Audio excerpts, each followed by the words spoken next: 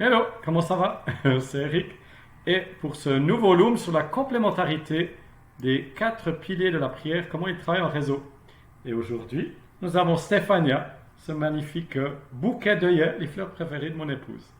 Allez, sans plus tarder, pour ceux qui se souviennent, les quatre piliers de la prière, on a la communion avec Dieu quotidienne, ce dialogue, ce café que l'on prend avec Dieu. Il y a les listes de prière, la discipline, le long terme, la persévérance, les récompenses. On a l'aspect d'offrir et recevoir la prière, qui est un acte d'évangélisation, d'offrir la prière, ou simplement d'amour, ou de la recevoir comme un acte d'humilité et de travail du corps. Et finalement, la prière collective, lorsque, eh bien oui, on prie en groupe.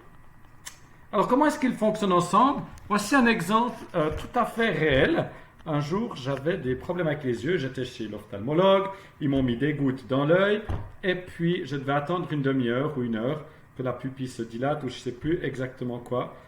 J'avais les yeux tout noirs, les enfants aimaient bien me taquiner en me disant que j'avais l'air d'un requin, avec comme ça la grosse pupille noire. Et puis, en attendant, je suis allé chez le roi du poulet rôti à Sherbrooke, et je me suis acheté un poulet bien graisseux et des frites. Et là, j'attendais dehors que le temps soit bon pour retourner chez l'ophtalmologue. Et là, j'ai vu quelqu'un qui était vraiment l'air d'un sans-abri.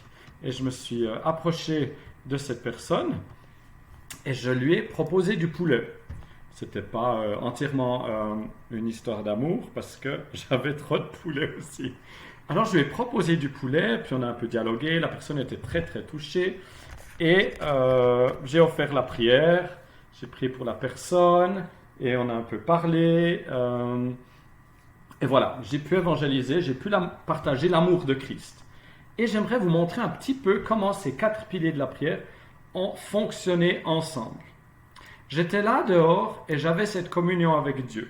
Le parler en langue m'aide beaucoup. Dans ces moments où je suis seul, je peux réfléchir, mais je veux aussi rester attentif à la voix de Dieu, aux injonctions, à ces petites pressions du Saint-Esprit. Et c'est, je crois, ce qui est arrivé lorsque je me suis approché de cette personne. En plus de ça, le matin même, eh bien voilà, je prie pour ma journée. Donc j'ai mes listes de prières, j'ai des sujets pour que le Seigneur m'utilise, que le Seigneur me donne de l'audace, qu'il me donne du chai, clarté, humilité, autorité, identité, ça c'est aussi un loom en soi. Et comme j'ai cette alliance avec Dieu, j'ai un engagement. Un engagement, c'est-à-dire que je sais que lorsque je fais un pas, le Seigneur va en faire 10 ou 100. Je sais que lorsque je propose la prière, eh bien quelque chose va se passer, que je le ressente ou pas.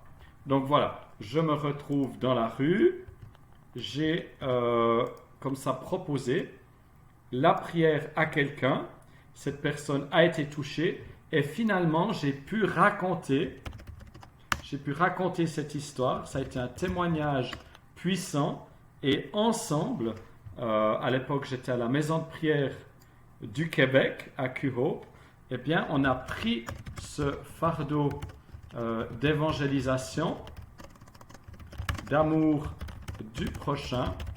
Et ensemble, on a pu se réjouir de ce qui s'était passé. Ensemble, on a pu prier pour la ville. Ensemble, on a pu prier pour que les cœurs s'ouvrent. Voilà. Donc, si vous connaissez un petit peu les quatre piliers de la prière, qui sont un loom en soi, ensuite chaque pilier est décrit, vous verrez comment ils fonctionnent merveilleusement ensemble.